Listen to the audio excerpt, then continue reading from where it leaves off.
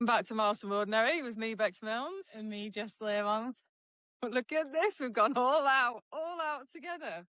I know, we're together and in a new area we're going to go on YouTube. This never happens. Yeah, but this is not the reason. Don't get used to this. It's not.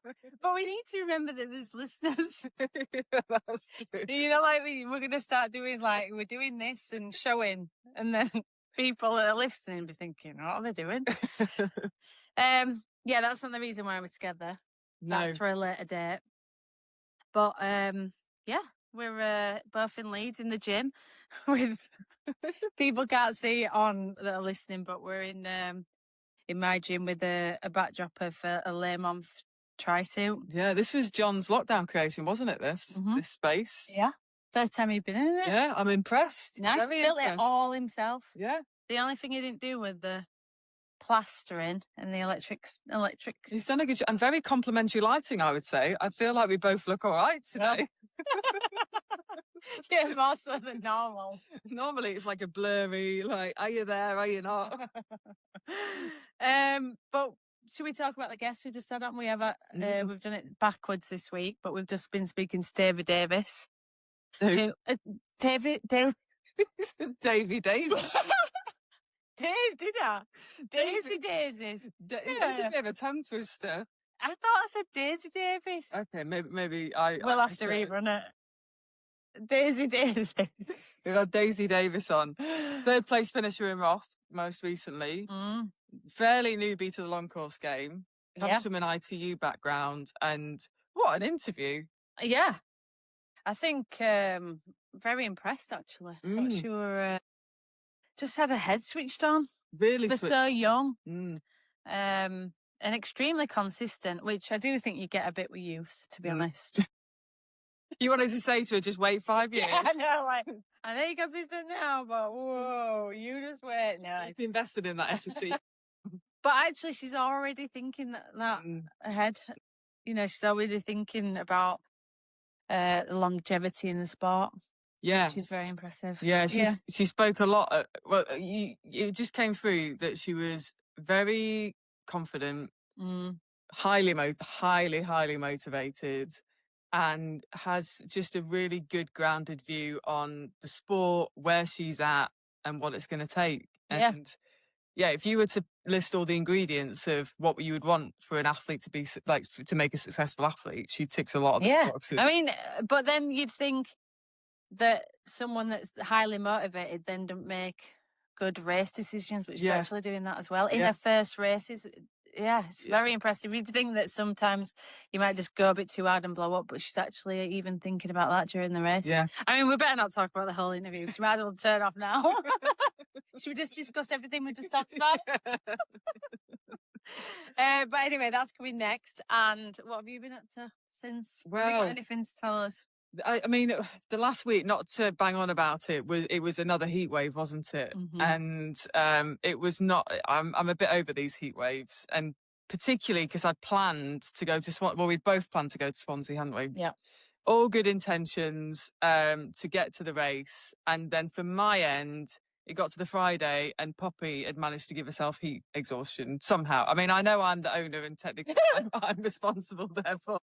But yeah, she came down with sickness and diarrhea and was in a bit of a mess. So I ended up not being able to go. Yeah. Which is a big shame, because home race, we both had athletes racing, and it would have been fantastic to be there. Yeah, I failed on that part, and then I had childcare issues, the usual.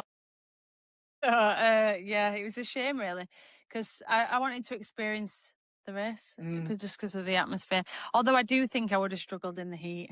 Yeah, heavily pregnant. You'd have been sat under an umbrella somewhere. Although I've done my heat prep in France. That's true. But I think I would have still struggled roaming around all day in it. But another race that didn't go ahead, that we both had athletes racing in, was Versailles. These French races are dropping like flies at the moment, aren't they? Nightmare.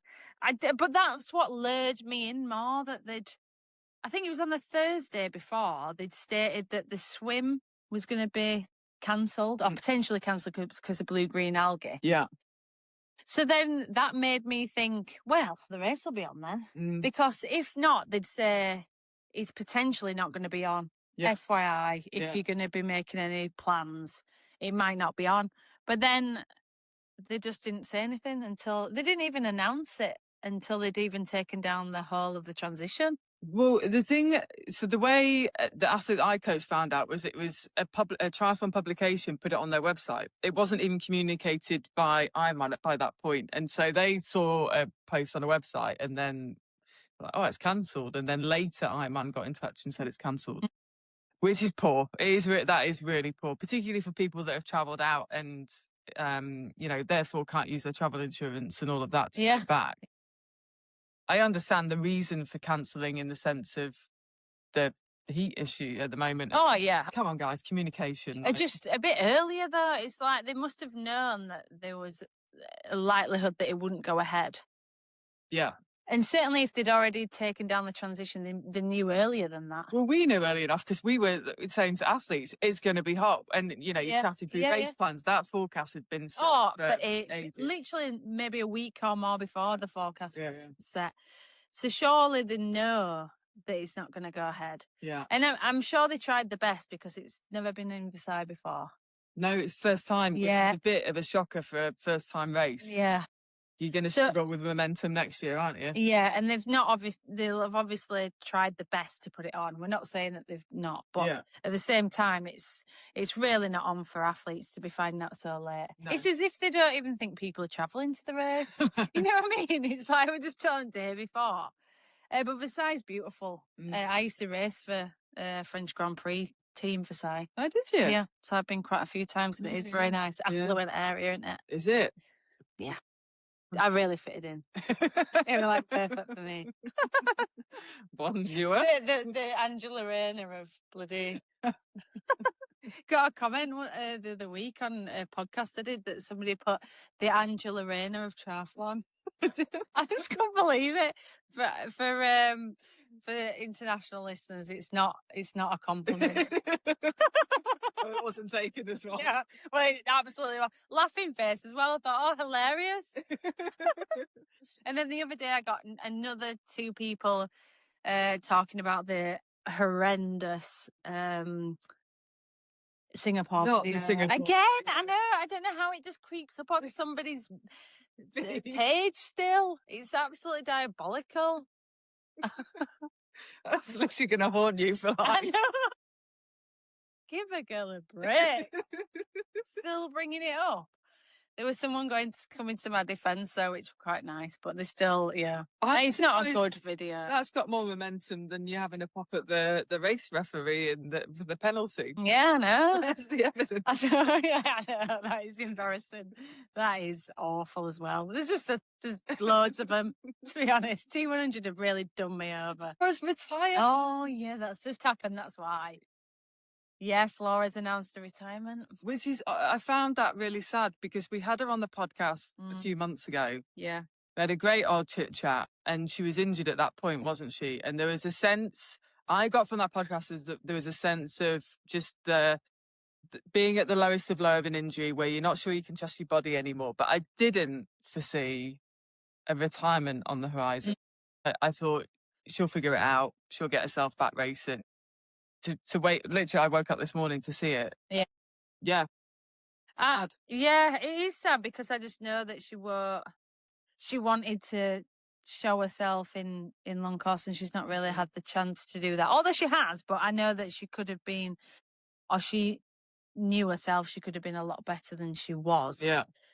I just hope she's content in that she needs to just think that what a career she's had. And, you always want more, don't you? But actually, for anybody in the sport to have the success she had or has, it's, beyond people's expectations or anyone's expectations. So you cannot be sad to leave the sport.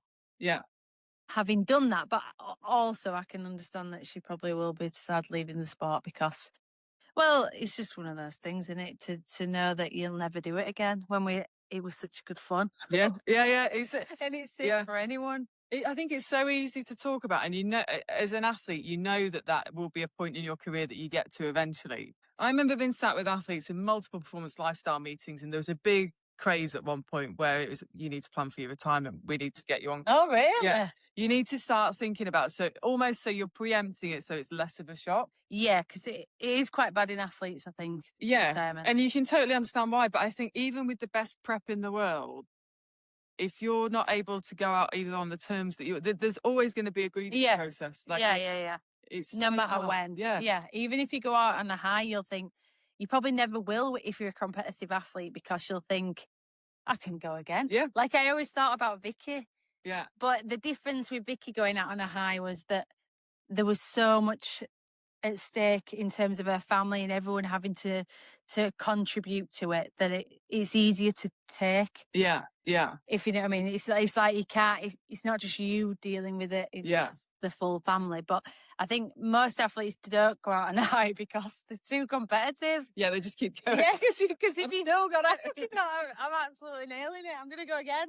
And then you get injured. But I can understand how it's come to it, because just dealing with injuries after injuries is just depressing, isn't it? Yeah. It's so hard to keep coming back and rehabbing and then try to get fit again and staying motivated.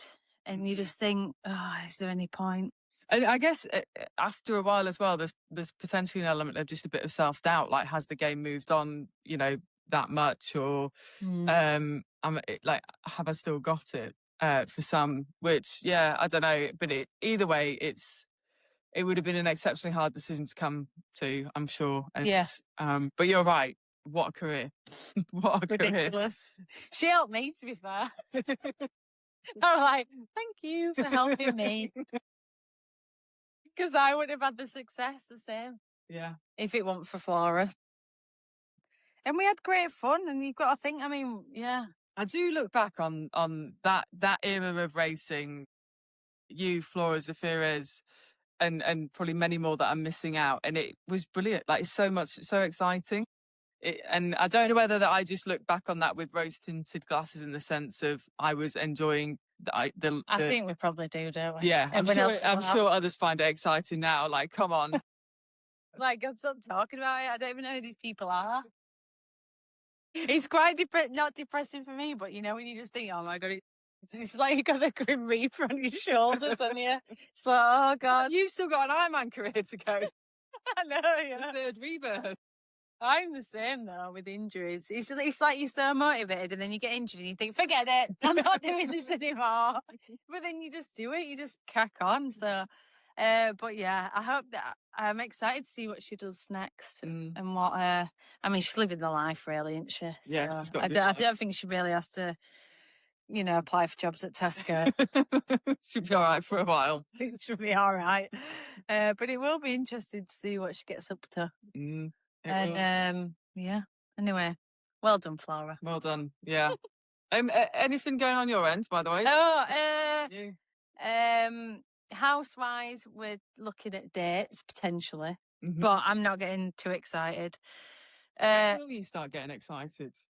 When we've completed. I'm not being funny, but have you sold a house in the UK? I spoke to John's friend the other day, and he had a date, and the day before they were moving, it fell through. So I'm not being funny, but I'm not getting literally when we signed that contract. You're going to be very overwhelmed when that actually happens. I know. You're going to have to celebrate and move at the same time. I know. But we are touch and go in terms of baby and timing. So we're looking at potentially moving in 3 weeks. And Bex came here and just started looking around saying, you've got a lot to move. There's nothing packed. Oh, yeah. We're far from packed. Still trying to get rid of all the stuff. My vintage is absolutely died of death. I were doing really well. I were going annoying all the post people, every sticking labels on. And then now it's just all gone. Oh, come on, people. I know, so I need to reduce it, I think, to get rid of it. Yeah. And thank you for everybody that's suggested what to do with the GB kit, which I've done a few already, but I need to look into it and maybe send it off to people. Some people were saying about a website that they could... like a pre-loved, like... Yeah, and then it goes to charity. Oh, it's a bid. Well, I don't think there'll be much bidding. It'll be very much like vintage. £5 for a pair of bib shorts. I don't think there'll be any of that going on. I think it'll be, just buy it if you want, for £3 here, there, whatever. Yeah, okay. Yeah, because I'm not going to sell it, but equally, I don't really want it all. So. Okay, so still to be hashed out, but potential of a website. Yep, but I'm running a bit. Yeah. I just wondered it later on we might have a chance to go for a run potentially. We'll see how the day goes. Oh, is that all you got? Yeah. Oh, well, I've got loads to be fair. You can go in GB kit if you want. We'll get you fully kitted out. Yeah, running's all right. Yeah. The hip's all right. I've brought the belt back.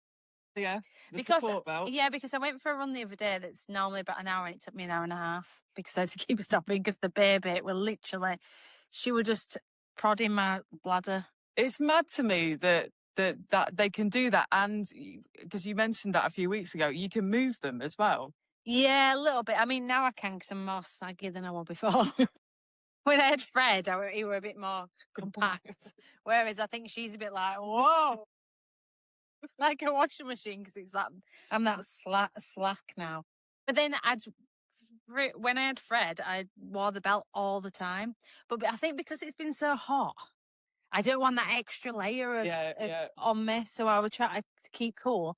And then I've not realised how much it actually did help a little bit, just keep it tucked in a bit to stop it getting on the bladder. It's weird because eventually I'll go for a run and she obviously moves a bit and she comes off the bladder, so then it's not as bad. But it's right acute. It's like basically someone just prodding your bladder. She's like got a hand in it. The toilet stops worse than when we did the Dale's Way. No, they're not. I don't even. It's not like I need a wee. It's like she's basically just prodding it. Right. So it's just a really acute, like, ooh.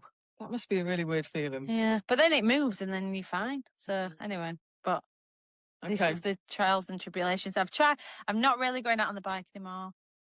Safety standpoint or? No, probably safety really. I mean, God, it's a bit of a weird topic, isn't it? At what point you stop going out on the bike. But although we did end up going on the road, me, Fred and John on Saturday. Said I'd stop riding outside, and the next minute I had Fred on the back with a baby in my belly, and then we were both on the bloody road. But yeah, I don't know. Now I'm getting bigger as well. I just thought it's time to stop. Okay, so fair. I've not really ridden that much. Who would have thought that running is the one thing that is now like the only source of exercise? Yeah, I know. I mean, I have turboed a little bit, but not a lot.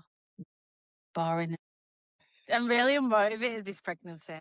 Well, you've got a lot going on, to be fair. I have a little one to look after. Yeah, there's a lot going on, so I ain't got time. That's what you're saying. Yeah, that's fair enough. God help me when I've got to get, because I do feel like I've lost muscle. Do you know what? I said this to you the minute I saw it, because we've been chatting on the podcast. I've not actually seen you in person, have I? No. Saw you on the podcast. You make out like you're 20 stone and can't physically move yourself off the sofa. Nothing like that. Look at this. That's just a normal pregnancy. No, it's not. No, there's a bit of extra. No, I'm not. Anyway, whatever. That's it. I don't think I've got. There's nothing else to update. We're not very good in together. It's a bit more. I don't know. It's easier doing it when there's not the pressure of in person. Yeah. Normal service will be resumed next week. It shall, and we're going to try and get a bit more organised now, aren't we? With although I am conscious we've said this a few times. I know we're not very good, are we? We've got a lot on. There's a lot going on. All will be explained. I will actually. Yeah, that's why. Yeah. When in a few months' time you'll go, that's why they were so badly organised. Yeah. It'll all come clear. It'll all come clear. Anyway, enjoy the Daisy podcast. Yeah. And we'll be back to normal next week. Yeah. See you next week. See you next week.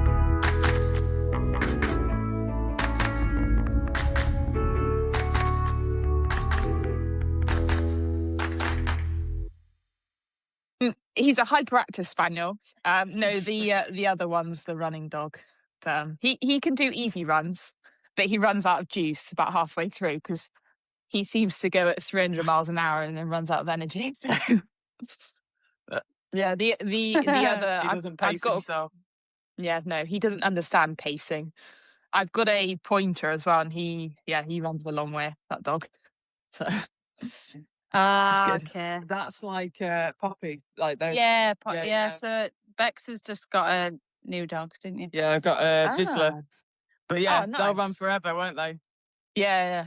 So The longest he's run is like 23k, which is nuts. So.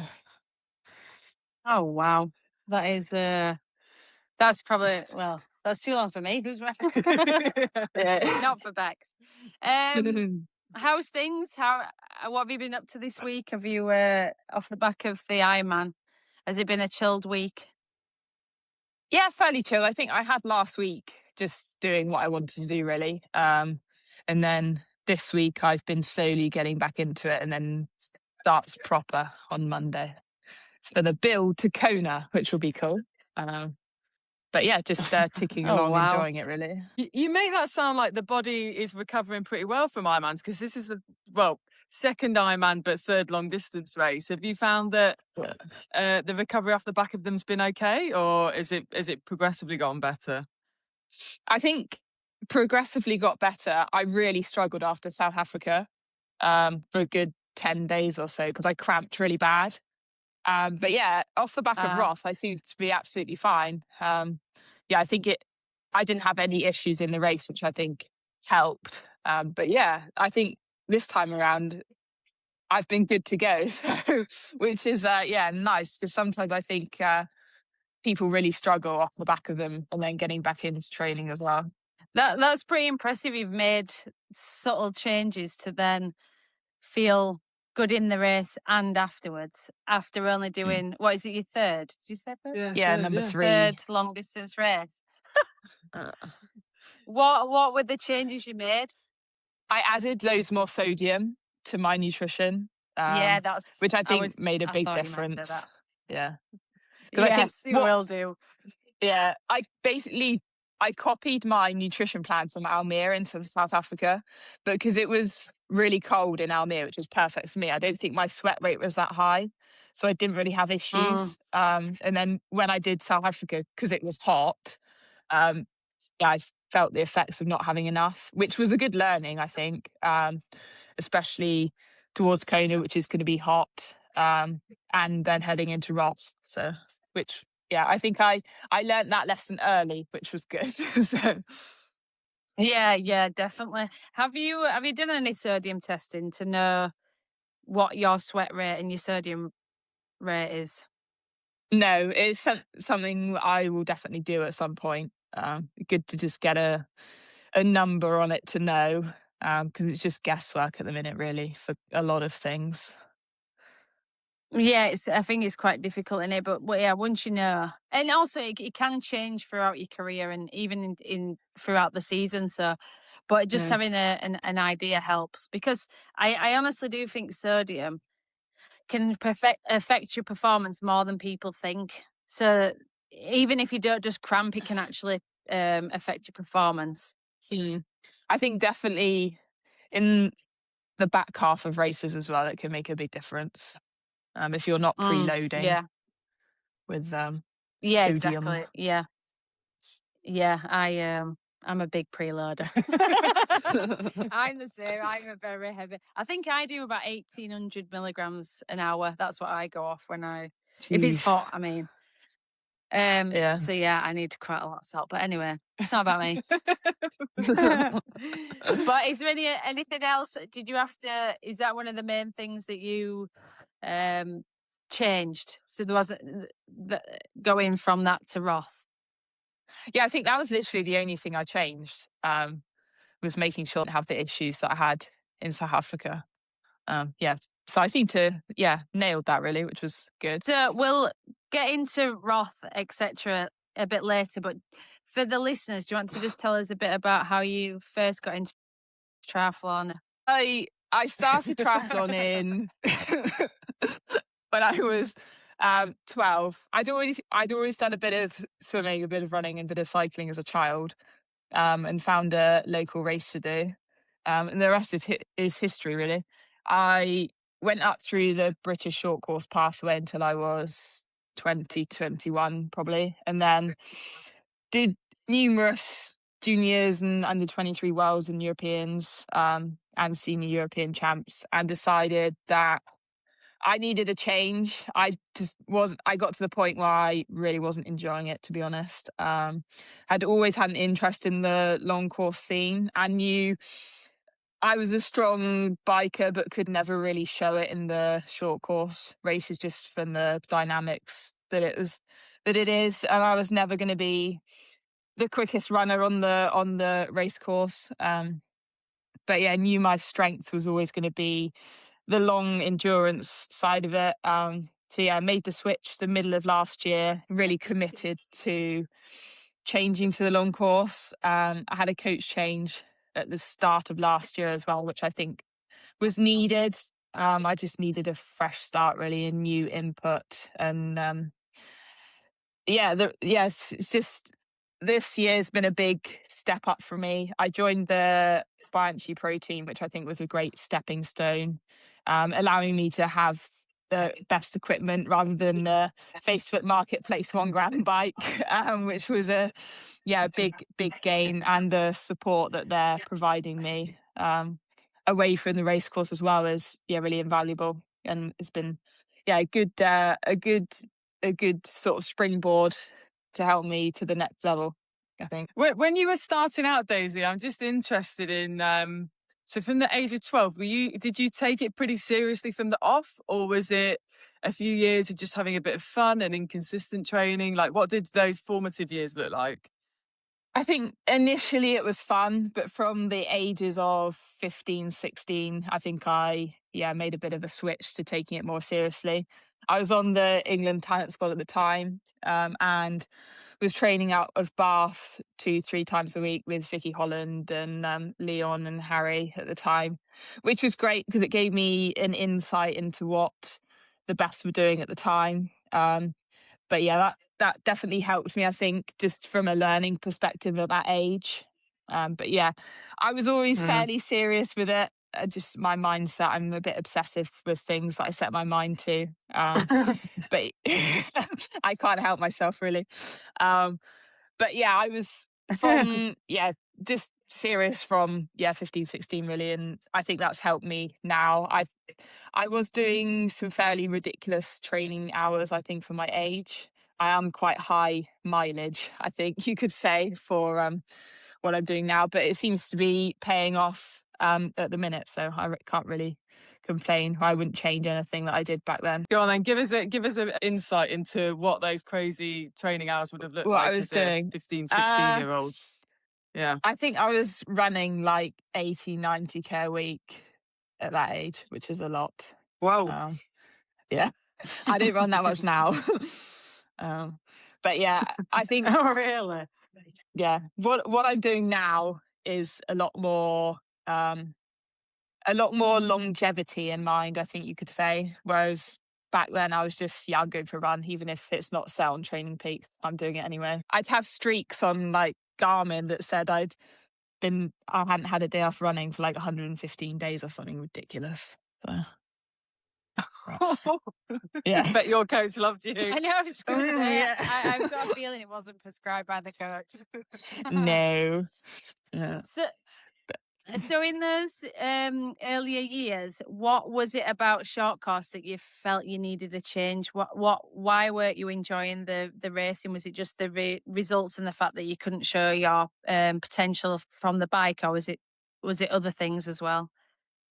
I think it was a combination of factors, really. I want to be winning races, and I didn't think I had the capability to ever get to that point on the highest, on the like WTCS level. I also very much like to be in control of what I'm doing and setting my own schedule, so to speak. And I think the short course scene's a lot more controlled in like what the end goal is, obviously Olympics, if you're racing short course, and to get to that is very set in selection policies and races you need to be doing, whereas in long course, middle distance, there's so many options in if you want to go down the T100 route, if you want to go down Ironman, or you can make a good career just out of doing challenge races or any other sort of races like that. So yeah, I've just enjoyed having complete control over the races I'm doing. That's the main reason, I think. And it's just a completely different atmosphere at the long course races. I think it's a lot less intense, I suppose you could say, which I enjoy. Yeah, I think we hear that from a lot of athletes, that they finally made the switch to long and they enjoy the how relaxed it is. It's funny because I was the complete opposite, but that's one of the main reasons I think people enjoy the fact they can choose their own calendar. But in that period of time, because obviously it was quite early on in your career. Did you have anyone speaking to you saying, you could still make it? Because obviously not everybody makes it to the top of the sport at such a young age. But did you feel like you just probably wouldn't make it because you were just very unhappy in that environment? Yeah, I mean, there was always that possibility there.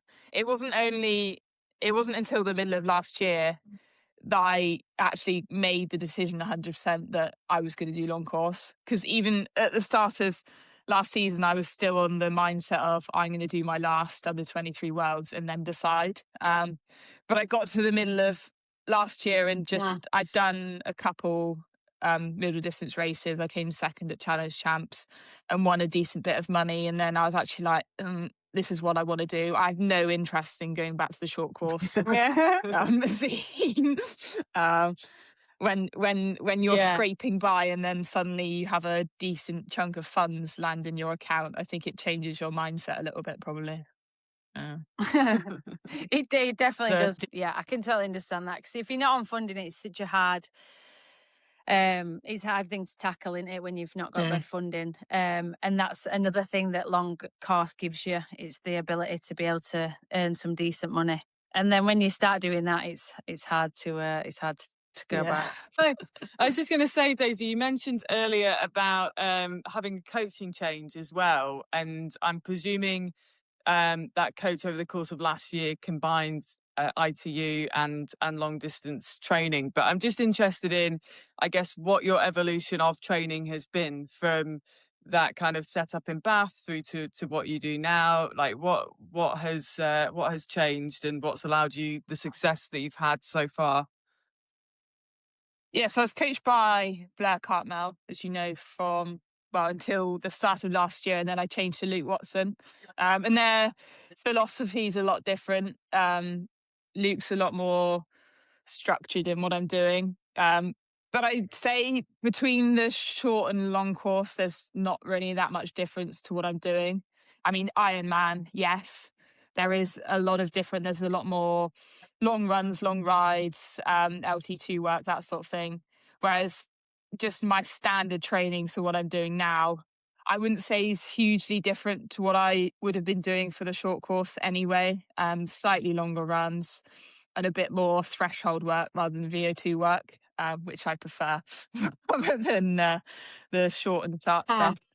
But no, I think it's really just years and years of consistency that I'm reaping the results of now. I've never had any major issues. So I think I've built, even though I was doing silly volume when I was 15, 16, it's created a really good, almost like robustness level for me. So I can tolerate an exceptionally high volume of load and don't really seem to get, touch wood, any issues off the back of it, which I think makes a big difference when you are then standing on the start line and racing for 8.5 hours. Yeah, and there's no way you get to recover off the back of an Ironman in the way that you've kind of described so far. Racing Roth, if you haven't invested the decade plus of training, like that's kind of what underpins it all, really. So yeah. Would you be comfortable describing a little bit of like a standard training week for, if you were to think of your prep for Roth, what does training look like? And do you follow a set weekly pattern, or does it vary depending on how you've responded to training the previous day? What's it look like? Yep. So for an Ironman block, I'm swimming 4-5 times a week. I'm swimming less now than I used to. I've just dropped the volume off a little bit and focusing more on quality over quantity. And then I'm cycling, 5-6 times a week with 2 long rides, with one of them having some Ironman work in it, but it's not.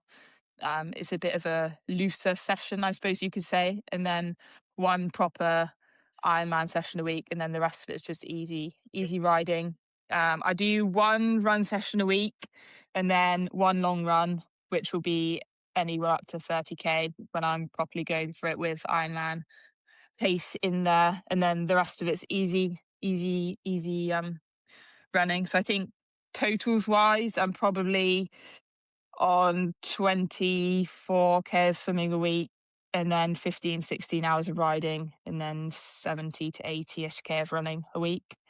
I've recently, over the winter, I've added a lot of gym work in, which I think has been a good investment of my time, just on the efficiency side of things, and improving my movement patterns. And that's been definitely an interesting thing to add into my program. I think I'm definitely seeing the benefits of it now, especially when you get tired in races. I think I'm able to hold my form a bit better, which has been, that's been interesting, really, just to see that side of it, because I've done gym work before, but not had any structure in what I'm doing, which is because I didn't really know. So now I've got someone who knows what they're doing and is able to set me the correct things. And what was your reasoning behind doing that? Did you start to feel like you fatigued and your form deteriorated in races, or was it just something you spoke to with your coach and then you decided to invest in S&C? Yeah, I think it was more just of an investment area. I was looking at things that I could improve on, and gym, I think, was quite a big area that I was leaving blank, I suppose you could say. So yeah, I've got a good gym coach who I see most weeks, and he's able to touch base and set me a good program that I follow diligently. But yeah, I think it's definitely a good investment. Yeah, I would say so. And certainly if you want to remain consistent, and as you get older and and the load of training takes on your body, it's definitely worth to make sure that you're strong in other areas as well. Where are you based, Daisy? Sorry, I should have asked this at the start. So I'm Dorset Somerset border. I'm still living with my parents and making use of the full fridge. But eventually I would like to move out, but I won't move far, I wouldn't have thought. But I've got a pretty good setup here. The riding's good, the running's good, and I've got a good 25-meter pool, literally a 5-minute drive from home. So it makes it nice and easy in the mornings. Yeah, so do you do all your training on your own? You don't do any group work for the swims or bikes? No, all on my own. All alone? Apart from when I was going up to Bath when I was younger, I've pretty much trained on my own 100%. I occasionally get my dad to come out on his bike for the long runs and be water boy and gel boy, but that's pretty much it as far as training with other people goes. Yeah, and the dog. And I mentioned the dog. And your dog, yeah. And it obviously works well for you. And I think it just depends on the person, don't they? Some people thrive in group environments and others enjoy training alone. So obviously you get the work done pretty easily on your own, which is ideal. Yeah. I've never really struggled for motivation, I don't think. Motivation. I enjoy being on my own quite a lot of the time. So in my own thoughts. Ironman's great for you. It's coming through really strong, Daisy. Like we've been chatting for 20 minutes, and if someone to say to me, what was it like chatting with Daisy? I would be like, she's someone that is highly motivated. When she's locked in, and she does it like you get it done, which is definitely perfect for long course racing for sure. So if we chat a little bit around the build up to this season then. So starting 2026. You like you say, you got a title sponsor in the Bianchi team, which was great to have that support. What were your expectations and what were your aims coming into this season, and how is that panning out so far? Yeah, it's been a good year, to say the least, I think. Coming in, Kona was the big goal. It was quite nice to have a proper plan coming into this year on races that I wanted to do, because previously it's been a little bit last minute on, I'm doing this race, I'm doing that race. So to get a good plan in place was, really, really good. And I managed to get my Kona slot nice and early. So it took the pressure off a little bit for trying to get a slot later on, at like Kalmar or something like that. So yeah, Kona is the big goal, along with just doing a few more full distances and learning along the way as well. How many long distance races are you planning this season then, in total? Just 3. So I've done South Africa, Roth, just 3. Kona, and then I'm going to do so it's two 70.3s between now and Kona. Hopefully, just to get a bit of speed back in the legs. Well, I don't know that you're lacking speed given that Roth result. I think there's plenty there. I was going to say, just going into Roth. Yeah. So you obviously won South Africa, which is a pretty significant result. It sealed Kona qualification for you. But coming into Roth then, what was your expectation around what you thought you could deliver there? Because for many, you would have been coming in as quite an unknown, a bit of an underdog. Roth is renowned as a big race in the season. So yeah, what were you thinking going in was possible? I think I had my eyes on sneaking a podium. I knew, well, Laura was racing at the time and Kat was racing, so those were going to be the 1-2 in my eyes. I didn't think I'm quite at the level yet to compete with them. And then obviously Laura dropped out and then Lucy took her place essentially, which was great because I want to race the best. So for me, it's just see where you are on the race course and then, do stick to your plan and do the best you can. But yeah, it was a crazy, crazy weekend and week. I've never experienced anything like that on a race course before. It was quite a good learning for me as well, with all the hype around the media and doing interviews and the pro panel and that sort of thing, because I've never really done that before. But yeah, I'm not sure how many people knew me or knew what I was about. So it was great to show people what I can do on the race course. I think you might have to get used to some of those pro panels now. I think I don't think you'll be going under the radar as much. And is it something that did you mind doing that? Because for me in my career, I found it really hard adjusting to the media. I wasn't a fan of it, and I actually hated it. In fact, so is it something that you are going to have to learn to accept? Because obviously now that's going to be part of your prep for a race. How did you feel about that? I wouldn't say it was my favourite thing to do. But yeah, it's just part of the job, I think, now. I didn't particularly enjoy it, but I'll just have to get used to it, I think. I had a question around the race itself. You said you had a plan going in. How did the race plan materialize the way you thought it would, or did the plan go out the window and you ended up racing the race? A bit of both. I think I knew Lucy was going to go off in front in the swim and I'd be silly to try and stick with her. So I swam with Fenella, Caroline and Alanis, which I expected to, really. I think that's where my swim is at the minute. And then onto the bike, we caught Lucy really quick. I didn't think we'd see her until the finish line.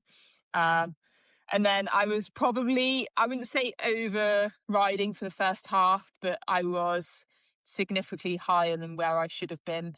So I made the decision at 90k just to back off a little bit, back to my target watts, which I think was a good decision, because it meant that I ran well and I managed to work my way up to third on the run, which I think if I'd continued riding the way I was, it probably would have been a slightly different story, especially on the back half of the marathon when you've got to go up the hill to Buchenbach or whatever it's called, because that was fairly savage at 32k on the run.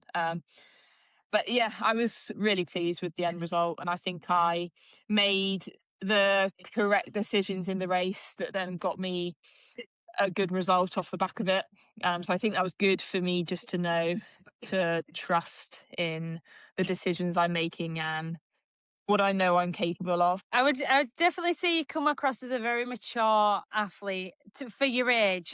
There's a lot of times we've been speaking and you're making really good decisions, and you're learning really quickly from other races and things that you've done wrong in races.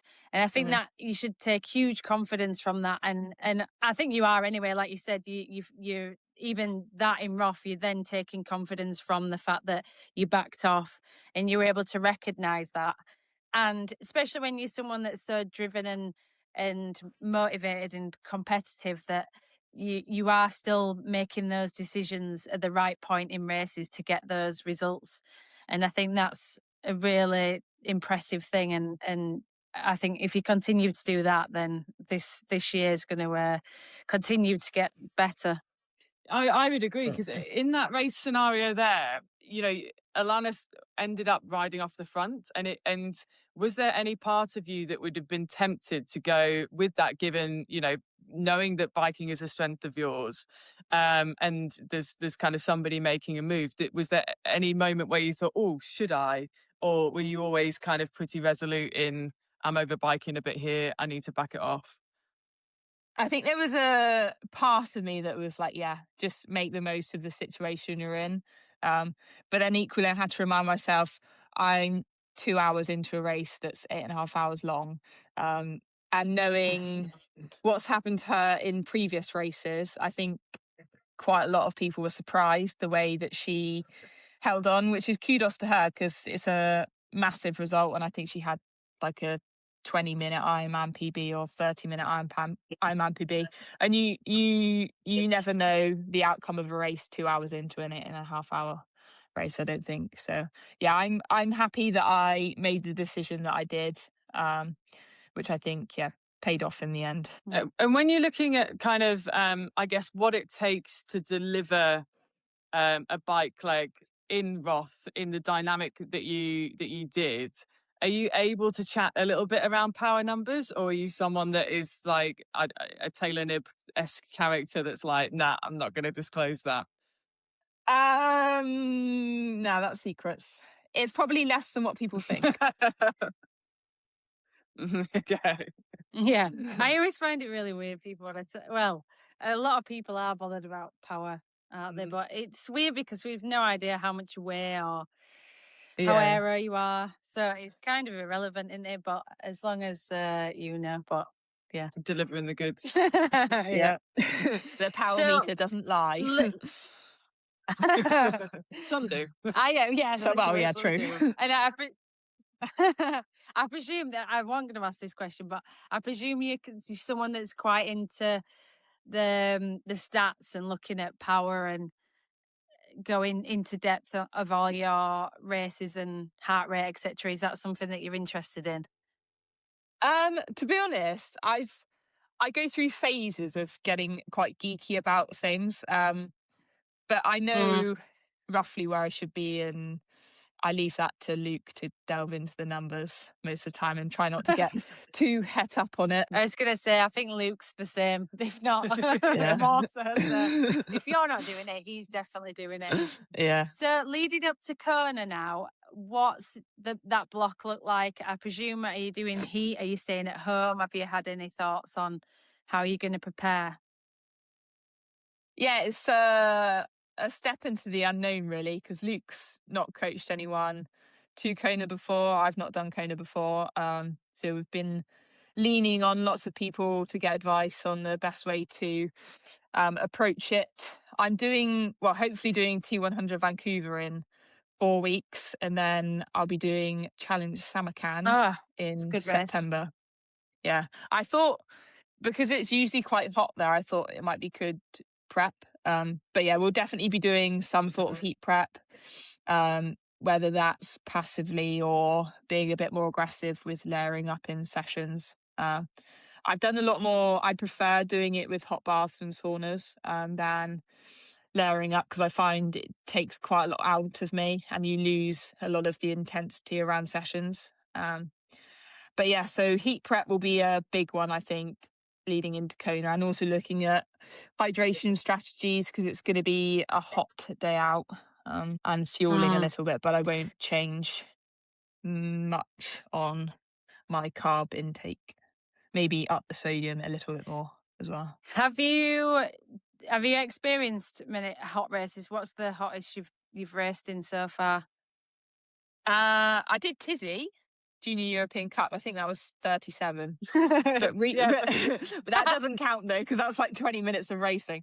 I think it's the shortest of short. Yeah. I did 70.3 Nice last year, and I think that was that was hot. Yeah, with you. Yeah. That was a hot one. Yeah. Yeah, that were really hot. Yeah. That's fine. You've experienced. I mean, it was quite cool in the morning when it on the bike, but then it got really hot on the run. Yeah. But yeah, okay. I think heat will be the big factor. Yeah, it was okay.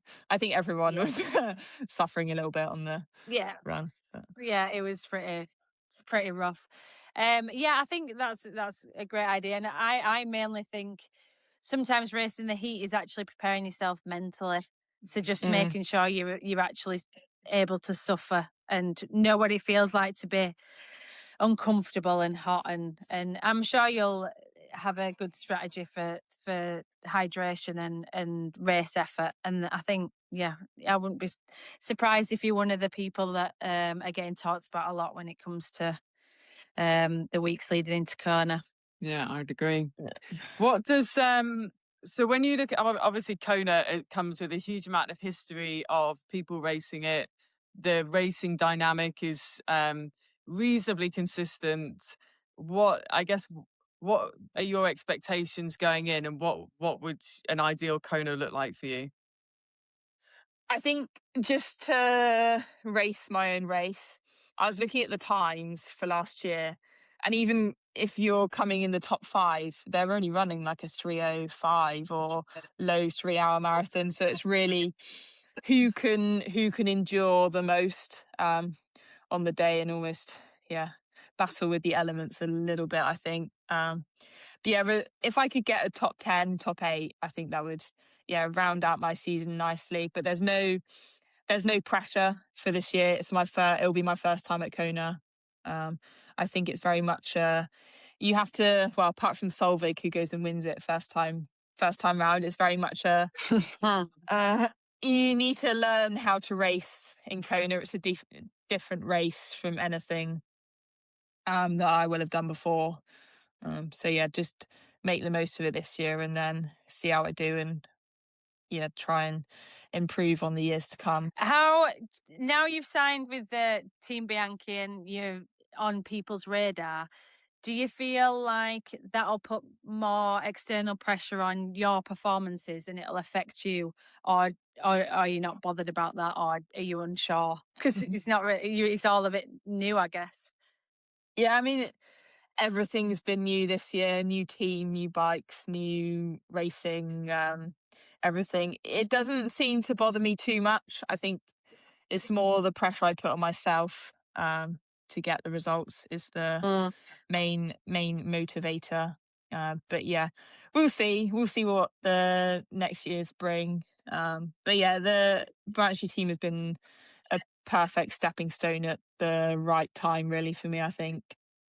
Just the support and access to equipment has been really, really, really useful, I think, this year, just to help me and know what it's like to be on the next level, I suppose you could say. Yeah, and also I think sometimes it just takes that stress away.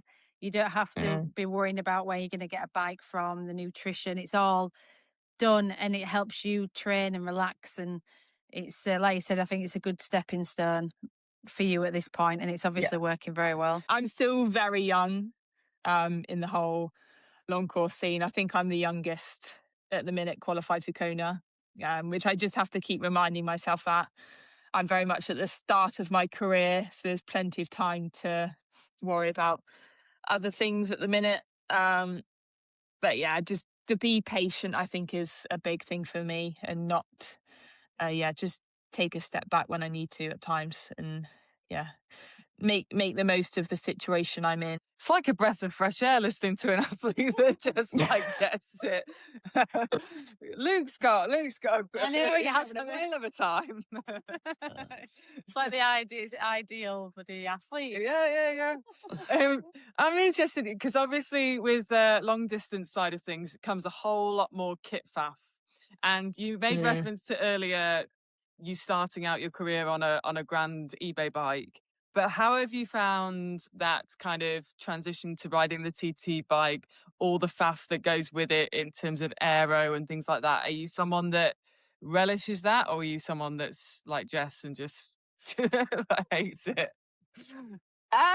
It's funny because when I've been going on the Banshee camps, like the first one I did, they're all like faffing with their tire pressure and all that sort of thing, and I'm just so casual. I'm just like rock up with the stuff I bought like a week ago with the new cockpit and things, and it's been a good learning experience, like how much of a difference like aerodynamics make and things. I've never done any aero testing at all. I think it's something I definitely like to do at some point, go in the wind tunnel and refine my position a little bit. I'm very raw, I suppose you could say. I get what I'm given and use it rather than going into this might be aero, this might be less fast or something like that. So I think there's a lot for me to learn on aerodynamics and positioning and all that sort of thing. But like you said, you've got the time, and I think it's refreshing. Just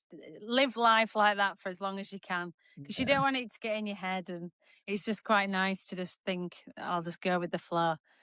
And I think that'll definitely help you if you can continue that. Because like you said, you've got years to go. I mean, a lot of time in the sport, so there's no rush. Absolutely, yeah. I was going to say, like we've kind of discussed, you are, it comes across very strongly, you're highly motivated, and it feels like you have potentially always had this kind of clarity on perhaps where your potential or aspirations sit within the sport. So if you were to look from where you are now to 5 years down the line, where do you see yourself? I want to be winning Kona. That's the big goal. I think next year I'll step up and do the Pro Series. I think that's where the main competition is now. But yeah, Kona is the big goal at the end of the day. If I can win that one day, I'll be very happy. That'll be my career complete, I think, if I win that. I think you're going the right way about it. I wish I'd put money on that at the start of the interview. Yeah, we can't now. God's sake.